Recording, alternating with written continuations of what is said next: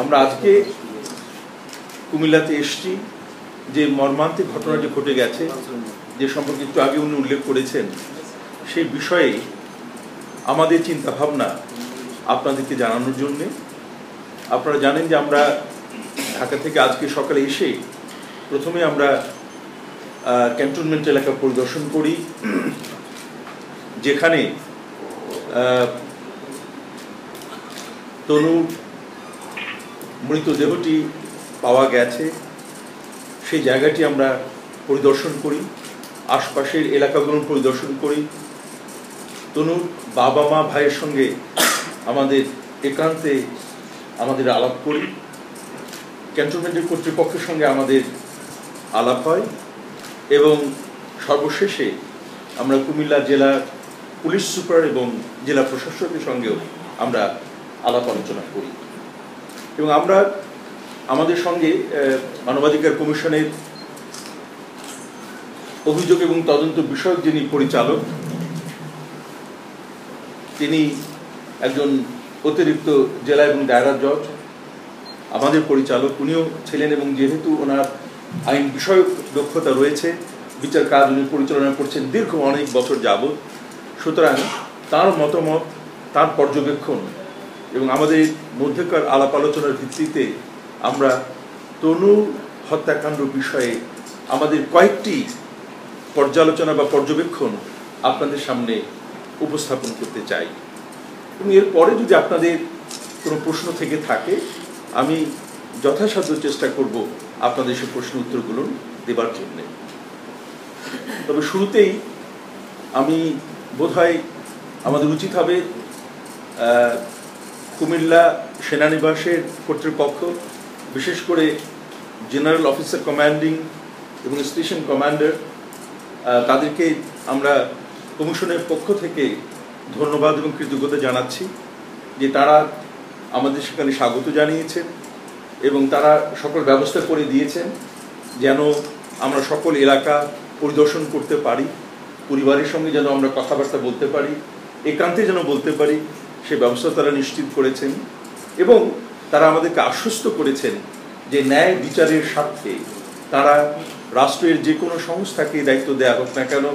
তাদের সঙ্গে তারা পূর্ণ সহযোগিতা করবেন, মানবাধিকার কমিশনকেও পূর্ণ সহযোগিতা প্রদান করবেন, এবং যে কোনো ধরনের তথ্য যদি আমাদের প্রয়োজন হয় সেই তথ্য ওনারা সরবরাহ করতে রাজি রয়েছেন, প্রস্তুত রয়েছেন, এরকম আশ্বাস বাণী ওনারা আমাদেরকে দিয়েছেন। এবং তাদের এই যে রেডিনেস এবং প্রস্তুতি, এর জন্য তাদেরকে আমরা ধন্যবাদ জানাতে চাই। এতে করে একটি বার্তা বোধহয় আমাদের সকলেরই স্মরণ রাখা দরকার, যে মর্মান্তিক ঘটনাটি ঘটেছে এর ফলে আমরা যেন ঘটনাটিকে কখনোই যেন আমরা এবং তারা এই বিভেদ যেন সৃষ্টি কখনো না করা হয়, এটি বোধহয় প্রত্যাশিত হবে না, বরঞ্চ এটি হচ্ছে অপরাধী এবং আমরা দেশবাসী সকলেই যারা ন্যায় বিচার প্রার্থী। সুতরাং এই দুটো ভাগ হতে পারে শুধুমাত্র, একদিকে অপরাধী এবং অন্যদিকে সমগ্র দেশবাসী যারা ন্যায় বিচার প্রার্থী এবং যারা দেখতে চাই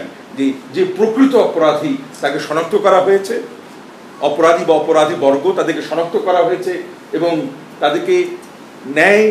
বিচার প্রক্রিয়ার মাধ্যমে তাদেরকে দণ্ড প্রদান করা হয়েছে প্রচলিত বিদ্যমান আইন অনুসারে। এর বাইরে অন্য যে কোনো ধরনের বিভেদ সৃষ্টির চেষ্টাটি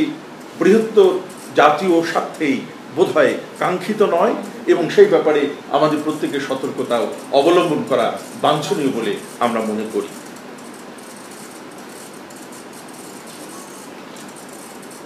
তবে যেহেতু বলেছি যে আমাদের প্রধানতম লক্ষ্য হচ্ছে প্রকৃত অপরাধীকে চিহ্নিত করা এবং তাকে বিচারে সোপর্দ করা, বিচারের আওতায় নিয়ে আসা, এবং এটি করবার জন্যই আমরা মূলত কয়েকটি বোধহয় সুপারিশের মতো বলুন বা আমাদের পর্যবেক্ষণ বলুন, সেটি দু একটি কথা আপনাদের মাধ্যমে আমরা সকলকে জানাতে চাই। এক নম্বর হচ্ছে যে অতি সতর্কতা অবলম্বন করা মাঝে মাঝে কিন্তু দুর্বলতার বহিঃপ্রকাশ হিসেবে বিবেচিত হতে পারে। বাংলায় একটি কথা আছে, চোরের মন পুলিশ পুলিশ। সুতরাং অতি সতর্কতা যেন কেউ অবলম্বন না করেন, যেটিকে অন্যভাবে তাদেরই দুর্বলতা হিসেবে মনে করা যেতে পারে, সেই রকম কর্মকাণ্ড থেকে যেন প্রত্যেকে বিরত থাকেন, সেটি আমাদের সকলের প্রতি বিনীত অনুরোধ থাকবে এবং সুপারিশ থাকবে।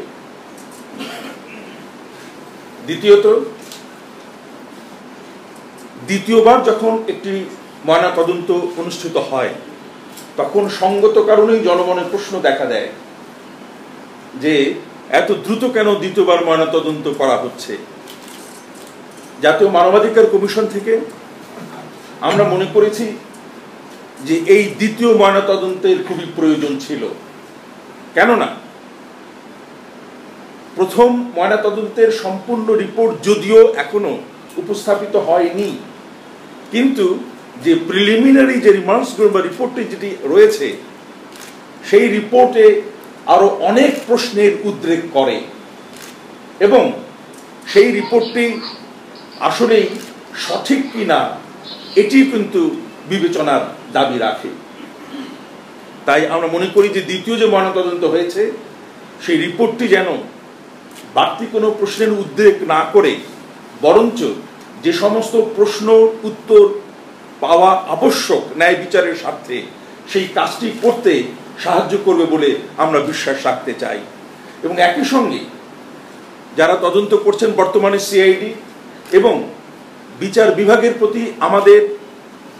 অনুরোধ এবং আহ্বান থাকবে, যে বা যারা ময়না তদন্তের রিপোর্টকে কোনো না কোনোভাবে অন্য খাতে প্রভাবিত করবার অপচেষ্টা করে থাকে, তাহলে শুধুমাত্র যারা রিপোর্ট প্রণয়ন করেছেন তারা নয়,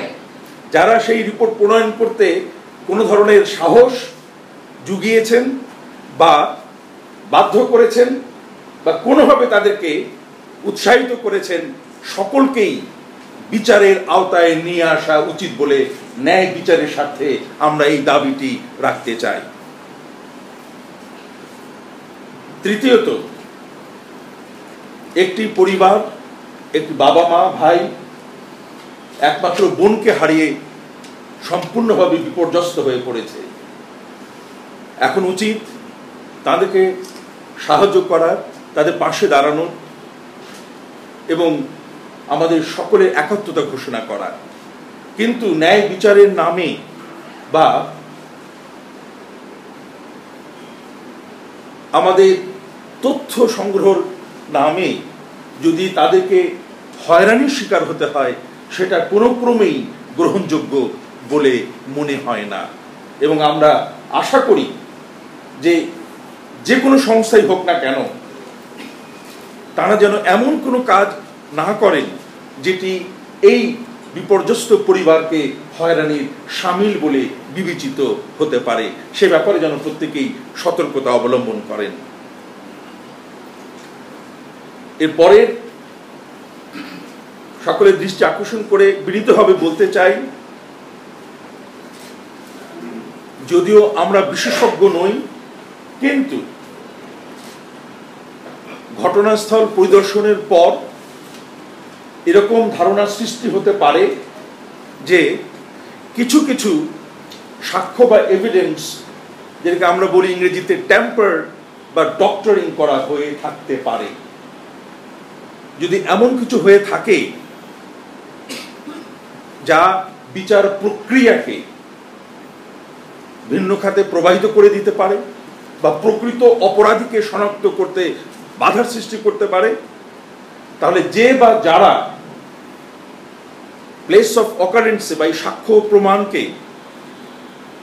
কোনো না কোনোভাবে পরিবর্তন করেছে বা করবার প্রচেষ্টা করেছে, তাদেরকেও বিচারের আওতায় নিয়ে আসা বাঞ্ছনীয় বলে আমরা মনে করি। ন্যায় বিচারের স্বার্থেই এই কাজটি করা উচিত বলে আমরা মনে করি। বিশেষ করে একটি স্থানের কথা বোধহয় উল্লেখ করা একান্তই প্রয়োজন, যে জায়গাটিতে তনুর নিথর দেহটি পড়েছিল একটি জঙ্গলের মধ্যে হলেও সেই জায়গাটি এখন এত পরিষ্কার অবস্থায় রয়েছে, মনে হচ্ছে সদ্য যেন কাউকে সেখানে কবরে শায়িত করা হয়েছে। এটি কিন্তু প্রশ্নের উদ্রেক করে, এবং যেখানে মৃতদেহ পড়েছিল সেই জায়গাটির মাটি তুলে নিয়ে যদি গিয়ে থাকে এবং নতুন মাটি যদি ভরাট করা হয়ে থাকে, এর মাধ্যমে কিন্তু সেই অপরাধের অনেক সাক্ষ্য কিন্তু বিনষ্ট হয়ে যেতে পারে, এবং এটি তদন্ত প্রক্রিয়াকে আরো জটিল করে ফেলতে পারে। এই আশঙ্কা আমাদের মনে রয়েছে। এরকম হয়েছে কি না, এবং যদি এরকম হয়ে থাকে তাহলে কেন করেছে, কে করেছে, কারা করেছে, কখন করেছে, এই উত্তরগুলো কিন্তু আমরা সমগ্র দেশবাসী এবং জাতীয় মানবাধিকার কমিশন এই প্রশ্নগুলোর উত্তর জানতে চায়। তনুর বাবা মার সঙ্গে একান্তে আমাদের আলাপ হয়েছে, এবং তার বাবা মা অশ্রুসিক্ত নয়নে আমাদেরকে একটি কথা বলেছেন যে তাদের অগাধ এবং অসীম আস্থা রয়েছে মাননীয় প্রধানমন্ত্রীর ওপর, এবং ওনারা মনে করেন যে মাননীয় প্রধানমন্ত্রী নিশ্চয়ই নিশ্চিত করবেন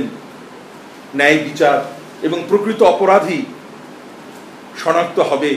এবং দণ্ডিত হবে। আপনাদের মাধ্যমে, প্রিয় সাংবাদিক বৃন্দ, আপনাদের মাধ্যমে তনুর বাবা মার এই আকুতি, এই মিনতি আমরা মাননীয় প্রধানমন্ত্রীর কাছে পৌঁছানোর আবেদন এবং নিবেদন করছি। এবং ন্যায় বিচারের স্বার্থেই যারা এখন তদন্তের ভার যাদের উপরে ন্যস্ত রয়েছে, তাদের পূর্ণ স্বাধীনতা তদন্তকালে নিশ্চিত করতে হবে। আমরা জানি যে স্থানে ঘটনাটি ঘটেছে বলে ধারণা করা হচ্ছে সেটি বিশেষ একটি এলাকা। সেখানে আমাদের বাইরের মতো হয়তো অনেক নিয়মকানুন সেখানে চালু নয়, এবং সেখানে অনেক বিধিনিষেধ রয়েছে, এবং সেই বিধিনিষেধে যেন ন্যায় বিচার প্রতিষ্ঠার ক্ষেত্রে যেন বাধা হিসেবে না দাঁড়ায়, সেই ব্যবস্থাটি করবার জন্যে আমরা সেনা কর্তৃপক্ষের কাছে আমরা আবেদন করছি যে তারা যেন এই দিকটির প্রতি বিশেষভাবে খেয়াল রাখেন এবং তাদের সহযোগিতা এমনভাবে প্রদান করেন যেন পূর্ণ তদন্ত প্রক্রিয়া সিআইডি যেন স্বাধীনভাবে, নিরপেক্ষভাবে তাদের মতো করে যেন তারা চালিয়ে নিয়ে যেতে পারেন।